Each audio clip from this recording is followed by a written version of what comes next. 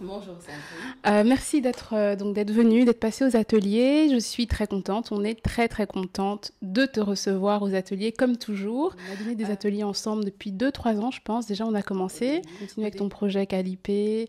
Mais tu viens toujours nous rencontrer, nous dire coucou. Et on est très très très contente parce que ça fait toujours plaisir.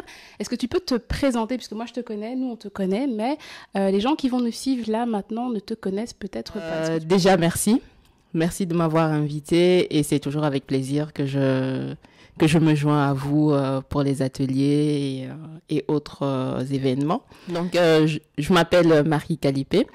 J'ai commencé il y a à peu près bientôt 3 ans et j'ai mis un blog en ligne, mais au départ, je voulais juste revenir au naturel. Et c'est ce que je dis maintenant, en fait, quand on me pose la question, voilà, c'est quoi ton historique, comment t'es arrivé là? Il faut savoir que moi, j'ai eu des cheveux naturels jusqu'à 12 ans, en fait.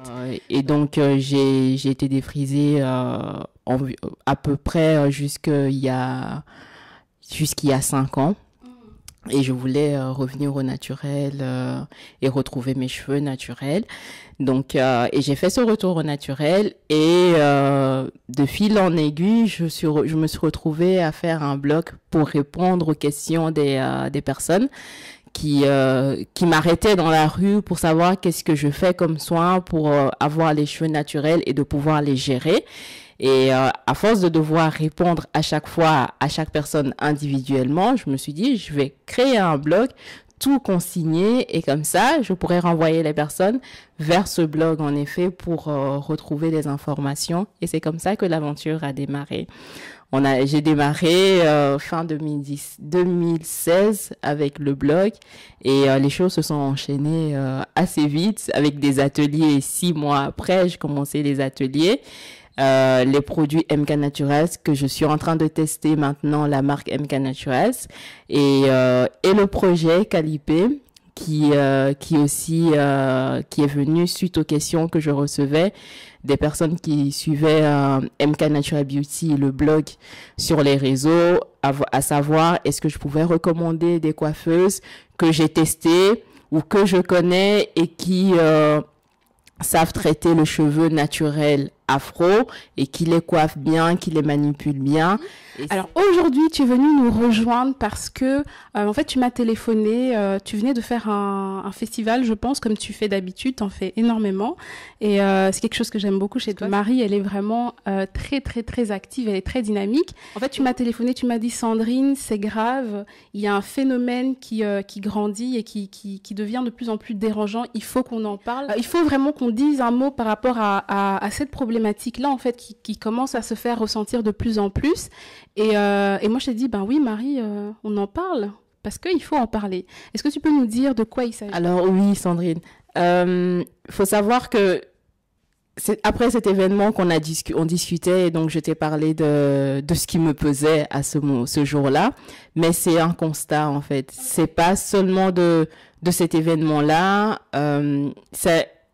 Ça a ressorti en fait ce poids que j'ai et ce fardeau en fait de pouvoir partager, mais c'est quelque chose que je remarque depuis quelques années aussi et donc c'est une accumulation et c'est un constat de manière générale parce que voilà on travaille, on est sur les réseaux et donc on observe, on voit des choses et je vois des choses et ce qui me dérange et ce dont je t'ai parlé c'est le fait d'avoir une hiérarchisation dans les cheveux, dans les types de cheveux, dans les coiffures, dans la texture du cheveu.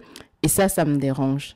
C'est-à-dire que on va être à la recherche, je vais le dire, on va être à la recherche d'un cheveu qui est bouclé. Et ce que j'ai constaté en fait sur les réseaux, c'est que on va avoir beaucoup plus de likes, mais ça, c'est les réseaux sociaux. Et c'est comme ça que ça fonctionne. C'est beaucoup plus de likes, beaucoup plus de commentaires et beaucoup plus de réactions sur un cheveu, sur une coiffure où la jeune femme, la jeune fille, elle a des cheveux tellement bouclés. Ah, c'est beau, c'est très beau, comment t'as fait, comment est-ce qu'on fait pour définir les boucles, comment est-ce qu'on fait ci, c'est bien. Moi, ça me dérange pas. Mais c'est là où ça commence à me déranger, c'est quand on a des cheveux qui ne sont pas bouclés à la base. ce n'est pas mauvais de faire de temps en temps ou de faire une coiffure bouclée, de boucler ses cheveux. Moi-même, je le fais aussi. Mais c'est constamment être à la recherche de ses cheveux bouclés, d'avoir des boucles dans ses cheveux qui ne sont à la base pas bouclés. C'est ça qui me dérange, en fait.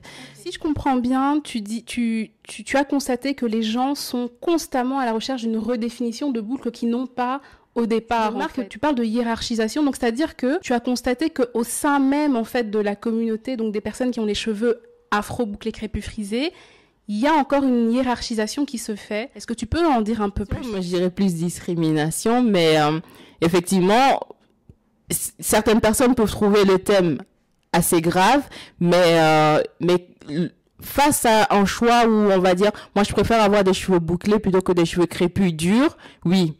Pour moi, c'est que on a une préférence pour un cheveu bouclé plutôt qu'un cheveu crépus, parce que c'est ce qui est aimé par la société, c'est ce qui est le mieux. C'est comme quand on va faire une préférence et une hiérarchisation au niveau de la couleur de peau. Pourquoi est-ce qu'il y a la dépigmentation? Pourquoi est-ce qu'il y a tous ces produits pour éclaircir la peau? C'est parce que on a envie d'avoir une peau qui ressemble aux standards de beauté que l'Occident impose au monde, en fait. Et donc, plus la fille africaine va avoir une peau plus claire, plus elle est belle. Non. Et donc, pour moi, c'est la même chose pour les cheveux. Donc, plus tu as la peau noire, moins tu es belle. Donc, plus tu as les cheveux crépus, moins tu es belle. Non. Il y a toujours une recherche de changer, en fait, la nature de son cheveu. Puisque au départ, les gens ont quoi? Le cheveu de type, c'est ça, 4C, mais qui veulent changer, on va parler du type de cheveux. Il y a les cheveux qui sont plus bouclés que d'autres. Mais là, tu es en train de dire que tu as constaté que les gens ne veulent plus, en fait, avoir ce cheveu qui est le plus crépus, en fait, de type 4C, mais qui veulent changer à chaque fois ils veulent retexturiser le cheveu pour ressembler à un idéal. C'est bien ça, en fait. Donc, quand on va aller dans les groupes, je suis dans beaucoup de groupes sur Facebook, par exemple, et quand une fille va poster ses cheveux, une photo avec des cheveux qui sont bouclés, ou alors, quand elle poste la photo avec des cheveux bouclés, ah, c'est très beau et tout, c'est bien, tout le monde est in love. Et une autre personne va poster une photo avec ses cheveux crépus, mes cheveux sont trop durs. C'est normal qu'on cherche à assouplir, à démêler ses cheveux, à les rendre malléables, à simplifier la routine. Ça, c'est normal. Mais dire que je veux des cheveux souples, limite, défrisés, avoir un aspect défrisé, étant crépus, ça, on peut pas. Parce que soit les cheveux sont crépus ou soit les cheveux sont défrisés. On peut, et le type de cheveux aussi, la nature, la texture du cheveu dépend aussi d'une personne à l'autre. Donc, et même au sein de la même famille, on peut avoir des types de cheveux différents. Juste chez moi, j'ai des cheveux qui sont différents des cheveux de ma sœur, par exemple. Et pour moi, je l'ai accepté. Donc, je fais mes coiffures. Maintenant, pour toi, par exemple, ma soeur, elle a un look comme toi avec le cheveu en afro, nuageux, comme ça. J'adore. Mais moi, je peux pas avoir ça parce que mes cheveux ne me permettent pas, la texture que j'ai sur la tête, ma génétique ne me permet pas d'avoir ça. Je suis OK avec. Donc, je me coiffe avec ce que j'ai sur ma tête et donc, j'ai pas de problème avec ça. Donc, chercher à avoir un cheveu malléable, c'est normal. Mais chercher à avoir un cheveu bouclé alors que notre cheveu n'est pas bouclé à la base, ça, c'est ça qui me pose problème. D'où vient le problème à ton avis, au final? Ce problème vient tout simplement des standards de beauté. Pour moi, c'est clairement ça. Les cheveux du type 4C, 4B, enfin bref, tu sais que moi, je n'aime pas ça parce que dans tous mes ateliers, je le dis souvent, je dis, on a des cheveux qui sont bouclés, crépus, frisés, avec des boucles resserrées ou moins resserrées, mais continuer à nous catégoriser pour moi, en mettant 4C, 4B et autres, c'est encore nous catégoriser, c'est nous mettre encore dans des cases. Et ça, je n'aime pas ça. Ça, c'est mon choix. Je n'aime pas ça. Et donc, c'est cette recherche, c'est à la recherche de, je veux ressembler aux cheveux qui est le moins, qui se rapproche le moins du 4C, parce que le 4C, c'est le crépus, c'est le... C'est le plus moche, il paraît. J'aime trop mes cheveux. Et moi aussi, j'adore. Non, mais c'est un peu ça, en fait. C'est ça qui me dérange. Et d'où ça vient, c'est un complexe. C'est le complexe de d'être accepté dans la société où on est, d'avoir des cheveux présentables et d'être accepté là où on va. Non. Pour moi, je pense qu'on ne doit pas nous se mettre dans une condition où on doit nous accepter. On peut pas changer notre couleur de peau. On peut pas changer notre type de cheveux, la texture de nos cheveux. Ça fait partie de notre identité. Et ça fait partie des valeurs que moi je défends. C'est que notre type de peau, notre type de cheveux, notre texture de cheveux, ça fait partie de notre identité. Et je ne peux pas changer qui je suis pour plaire aux personnes qui sont en face de moi. Donc, pour moi, changer sa texture de cheveux revient à ça. Maintenant, je ne veux pas dire que il faut pas se défriser les cheveux, même si c'est mauvais pour la santé. Chacun fait ce qu'il veut en connaissance de cause, mais il faut le faire en connaissance de cause. Pour moi, c'est le plus important. C'est savoir pourquoi je le fais, connaître les conséquences, les effets du défrisage avant de le faire. Et si tu le fais, tu le fais en connaissance de cause. Pour moi, à ce moment-là, ça me va. Si tu mets ta santé en danger, c'est pas que j'ai pas de problème avec ça, mais que tu le saches. Maintenant, c'est ne pas savoir et rechercher à ressembler à un idéal de beauté qui n'est pas le mien. Moi, ça ne me va pas. En fait, j'ai bien aimé ce que tu as dit. Tu as dit, et ça tu le dis souvent aux ateliers, tu as dit on essaye encore, on a déjà été mis dans des cases et on essaye encore de nous mettre, et ça vient de soi-même. Ce n'est plus les autres qui nous mettent dans des cases, parce que les autres nous ont beaucoup mis dans des cases avec tous ces standards de beauté dont tu as parlé. Mais là, en fait, tu as constaté vraiment que, et ça, on en parlait souvent, que au sein même de ce type de cheveux, ces personnes-là, en fait, veulent elles-mêmes se mettre dans des cases.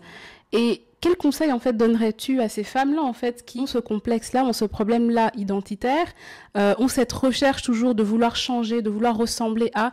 Quel conseil donnerais-tu à ces femmes-là et comment leur venir en aide? Le conseil que je vais donner et que je donne toujours, c'est répondre à une question, en fait. Tel ou tel produit, je vais avoir les cheveux comme tel. Non. Tu vas avoir les cheveux comme tu les as, mais en meilleure santé. C'est pour ça que moi, je travaille sur la santé du cheveu. Ni la pousse, ni la définition de quoi que ce soit, mais la santé du cheveu. C'est avoir les cheveux que notre génétique nous a donnés, mais en bonne santé. Pour moi, c'est la priorité. Et donc, le conseil que je donne à ces personnes, c'est de trouver le besoin, connaître son cheveu, connaître les besoins de son cheveu et trouver les produits qui sont adaptés et qui répondent à ces besoins-là et avoir ses cheveux, quelle que soit la texture, les avoir en bonne santé et les accepter tout simplement. Parce que quoi qu'on fasse, moi j'ai les cheveux crépus, mais bon, j'ai une texture, j'ai des cheveux fins, crépus, grises.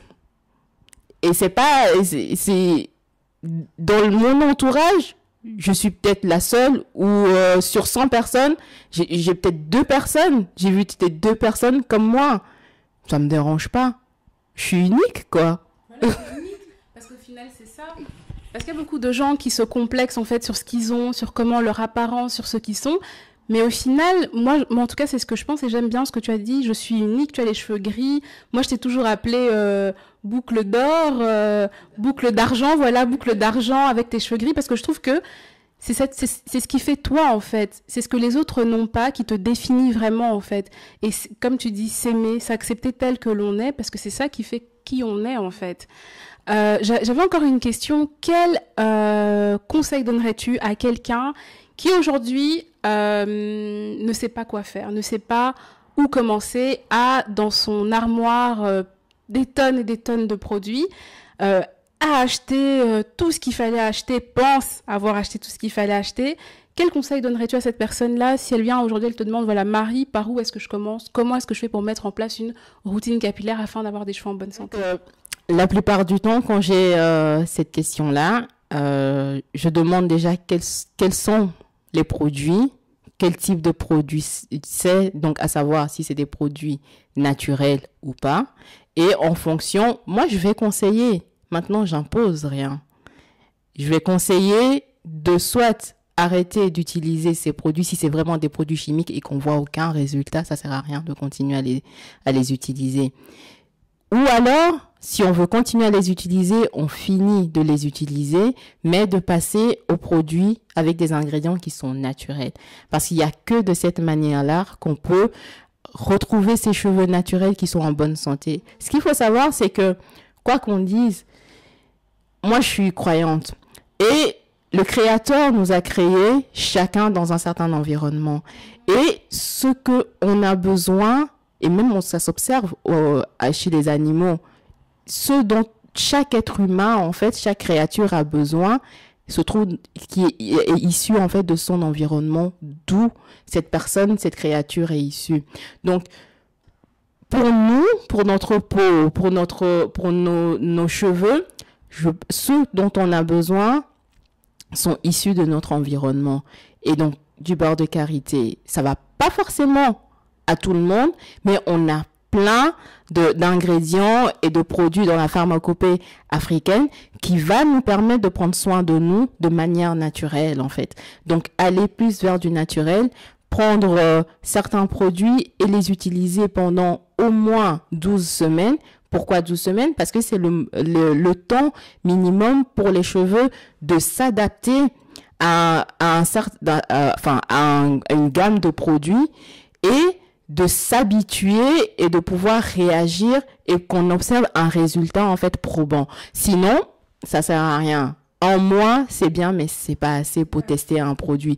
Il faut 12 semaines au moins pour utiliser une même gamme et ou des produits avec des mêmes ingrédients pour observer un résultat efficace ou pas, avant de les éliminer de sa routine, quoi. Un grand merci en tout cas Marie, merci pour ton intervention, merci pour ta présence qui nous est toujours qui est toujours très chaleureuse et qui nous fait toujours plaisir.